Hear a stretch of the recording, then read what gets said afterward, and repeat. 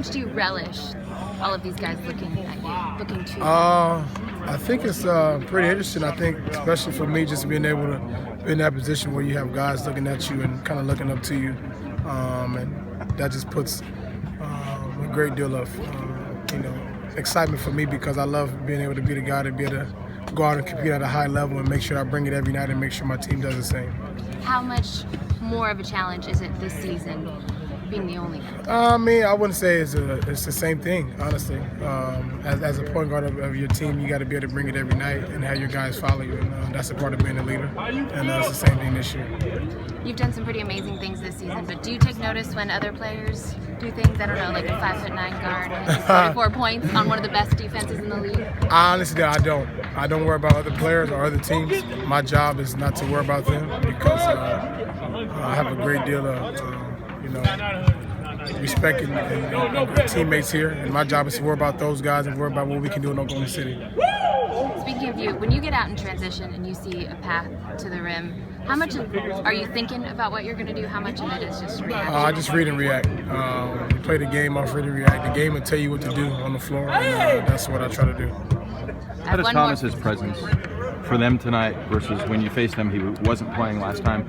He's a leading scorer. He's a guy that's aggressive and wants to get to the basket and make plays and get to the line as well. So that's a different aspect for their team.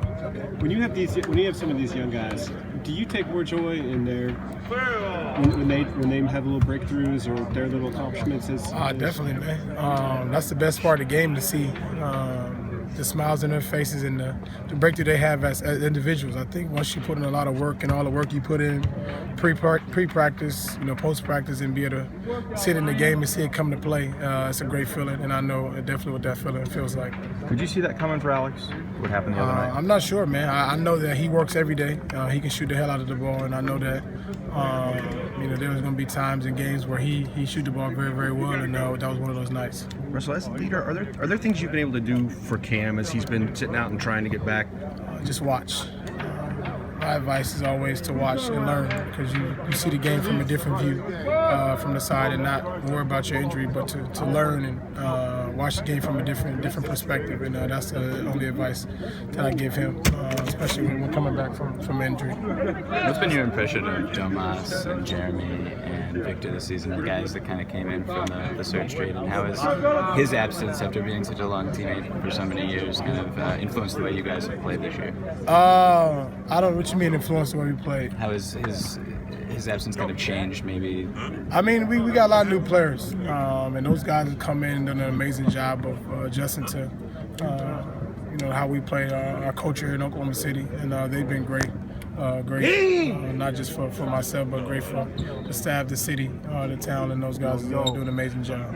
Russell, you mentioned that you were saying that Cam, he's got to watch and learn from looking at it from a different angle. Is that something that you did when you were hurt? What did you learn during that time when you were out? Yeah, exactly what I said. That's what I learned, just to be able to sit back and watch the game from a different view and learn the game. Be able to watch and learn, see different things, and learn different things about your teammate that you may not know. You may be in the game, you may not know about it. So Anybody else? We have Brian Scalabrine here, worked with Steven Adams before he came into the league. What's the most you've ever seen Steven Adams eat in a setting? He eats a lot, man. He eats a lot. He's probably calmed down now, but he definitely eats a lot. He has calmed down now. Yeah. Tell the story about him taking full chickens back to his room Scal is after right. eating. Scal is right. Scal is right. He knows. Thank you, Russell.